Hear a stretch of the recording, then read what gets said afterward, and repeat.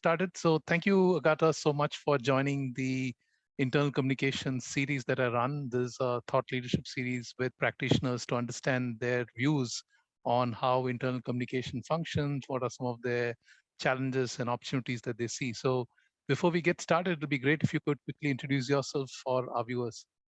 Sure. So thanks for inviting me, first of all. Obviously, I'm a communicator, that's why I'm here. I specialize in internal communications mostly, but I do a little bit of external comms and marketing as well. In my current role, I work for EY, which is a big global professional services organization. And my role is on the regional level. I Mhm. work for the CESA region, which is Central, Eastern, Southeastern Europe, Right. and Central Asia. Mhm. And I am a brand marketing and communication specialist for talent. So Mhm. anything related to people and HR topics. So from performance to diversity inclusiveness to topics like well-being and so on and so on. Right. So a big area. Our region Right. has about 15,000 people. So Mhm. yes, so I lead communications on these topics to this population. Fantastic. Great. And so let me ask you, what is your understanding of internal communications? What does it mean to you? And how does it get practiced? What are some of the nuances in your organization? Yeah, so this is always a tricky question because I feel like I've been working in a few different organizations, even though I'm still, I consider myself still quite a young professional. I worked in different organizations, and in different organizations, internal communications is perceived differently. Hmm. So this is always a tricky question. Like, who are we working for? What are our goals? What are our priorities? Who are we serving? And so on. For me Right. personally, like taking aside completely my role at EY and any other roles that I've taken in organizations before, internal communications is about making sure that all groups of employees are well informed and Hmm. helping them be engaged and deliver, be productive and deliver business results. Um, of course, depending on organization, it always differs.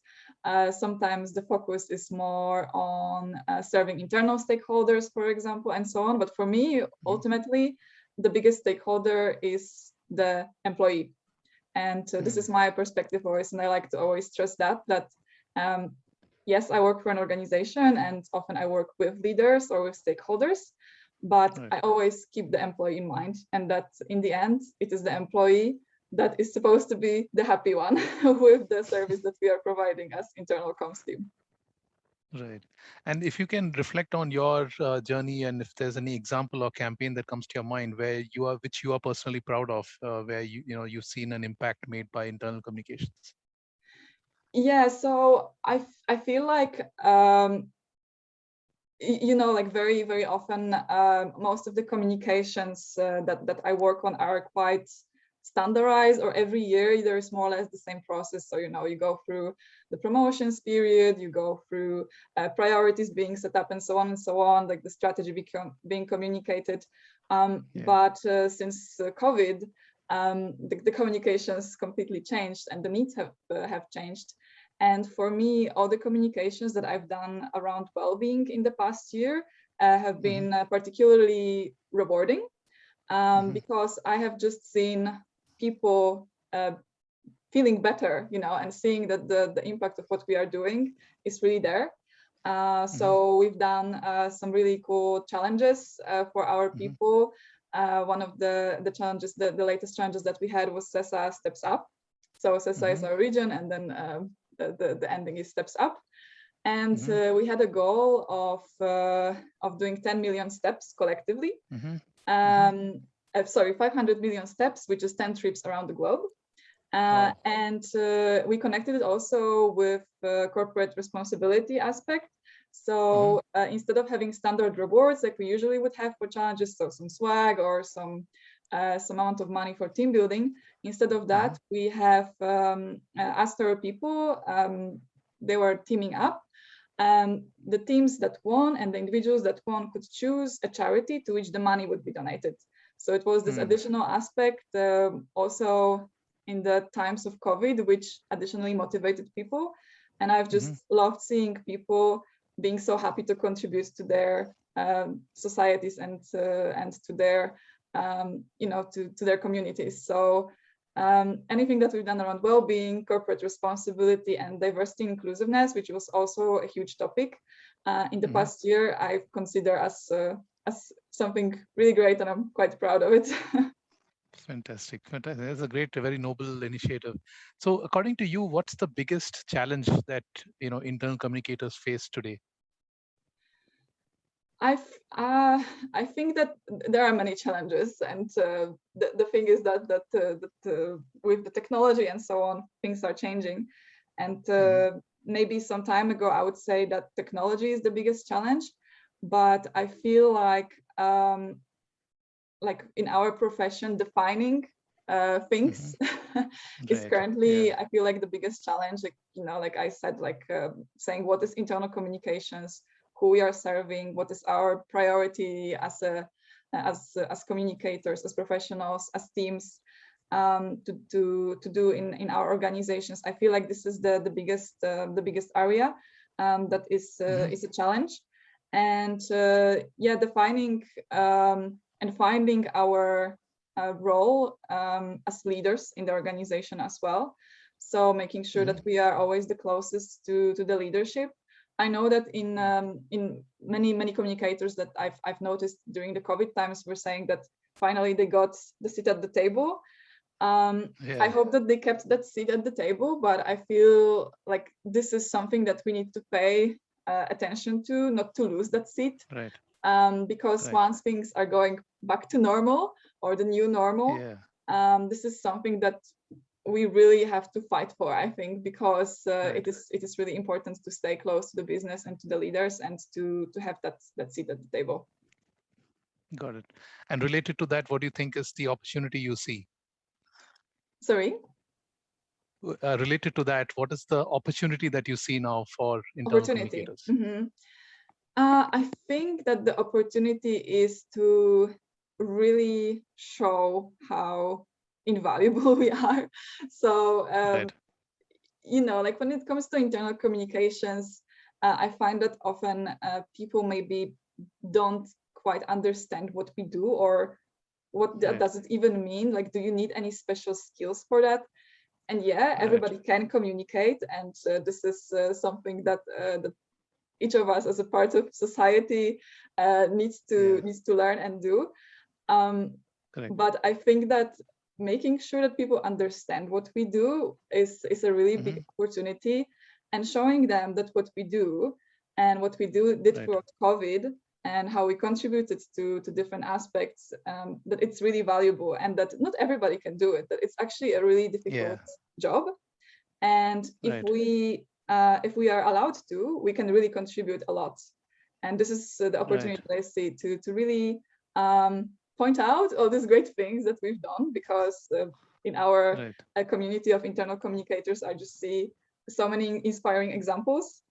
So let's just use this opportunity and show people and the leaders that we are here, we are doing a great job, and we are happy to continue doing that.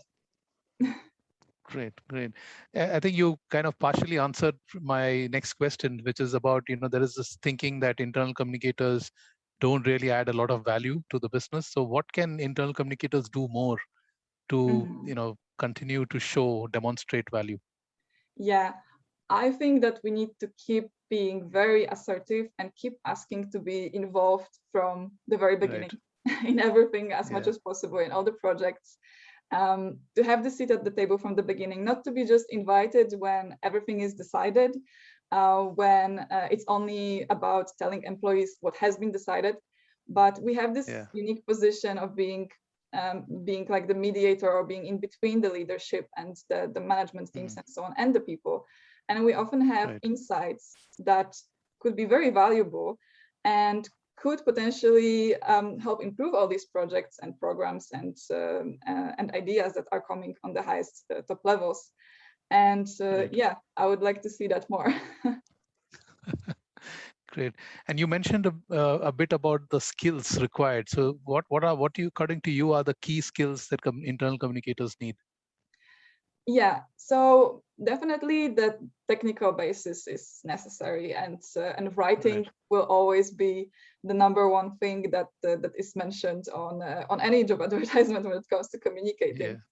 But soft skills, so-called, or leadership skills, are so important in Hmm. internal communications, Yeah. and I've been finding this really impossible to function properly without many different skills, leadership skills. Right. Definitely skills like assertiveness. So Hmm. learning how to say no, learning how to stand your ground, how to make sure Yeah. that your voice is heard and that you are there. Mm. These are the things that I think we are starting to put more focus on as communicators, and that's great. Right. And Mm. I think we need to invest even more in that. And also touching on soft skills, so-called soft skills. I don't like this word because it makes Yeah. them sound less important, but it's quite the opposite. Yeah. Is Right. also everything surrounding diversity and inclusiveness. So using an inclusive Right. language and Hmm. ensuring that we keep educating ourselves on how to be more inclusive, how to make sure that that we are creating a culture of belonging. These skills Right. are, I think, really, really important, and will continue to be Got it. more and more important in our profession. Got it.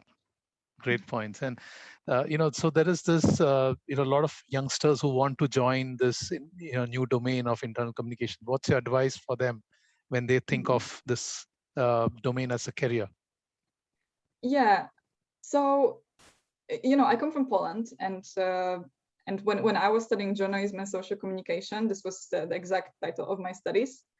I had no Mhm. idea that there is a job as internal communicator. Uh, Right. so maybe starting from the other direction, I think that maybe we have to try to get to these young people and show them our profession, because the only things Right. that I've learned about were external communications, PR, and marketing during studies, but there was nothing about internal comms. And not to Hmm. say that the skills I got during the studies were not useful in my Hmm. profession, quite the opposite. It was very important basis for my work. But I Hmm. think maybe first we have to get to them. Hmm. And I think that for me, what was very important was finding an experienced mentor. I was Hmm. very lucky in my first jobs as internal communicator to have really great people around Hmm. me who were helping me with that. Um, Right. and I would say, um, I know that in smaller organizations, that it is Hmm. very common that there's one person taking care of internal comms, and it's often a Right. junior person. I would say Hmm. reach out to internal communicators from other companies. Find your Hmm. local community with of internal communicators. There are so many people who are so happy to help and so Hmm. willing to share their knowledge and so on. Go on LinkedIn, Right. stalk them a little bit, Yeah. and definitely find someone that you can learn from, because for me it was really, really important. Got it. Got it. That's a great insights, great points that you shared. Now, with we are right now in this pandemic situation, work from home, remote working, and all that. So, what, according to you, how should internal communicators engage differently, and what do you think is changing in the way that we are communicating?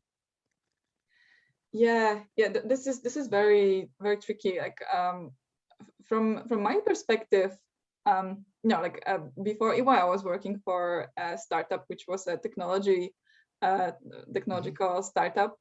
To be honest, we did Hmm. not have that many in-person interactions because we were already Right. using Slack and so on, and most of the communications were digital anyway. Um, Mm. and we were mostly relying on that as well. Hmm. And at EY, also on the regional level of communications, we are not really, seeing our people, and all the communications that we do are all the meetings were always virtual. Right. But what I think is important is to keep adapting and Hmm. keep tracking the data. I think that if you don't have data Mm. nowadays, you cannot do Yeah. comms, especially Exactly. that everything is digital nowadays. So try Right. to look for different patterns. Um, Hmm. Check what people are interested in. see how people are communicating nowadays with the new generations entering the workspace. It is also important to monitor how they communicate. They are the experts in digital communication, and I think that we can also learn from them on how to communicate more effectively in the current situation. And don't think that it's gonna go away. Digital communication is here to stay. It's only going to intensify, I think. And so don't treat this, that would be my advice, don't treat this moment as something that is gonna pass. Treat it as an opportunity to make even more impactful, meaningful communications, and to move even more into digital. I see it as an advantage, really. Absolutely. And do you think, what according to you is one big trend that you see in internal communications, apart from digital, anything else that you spot?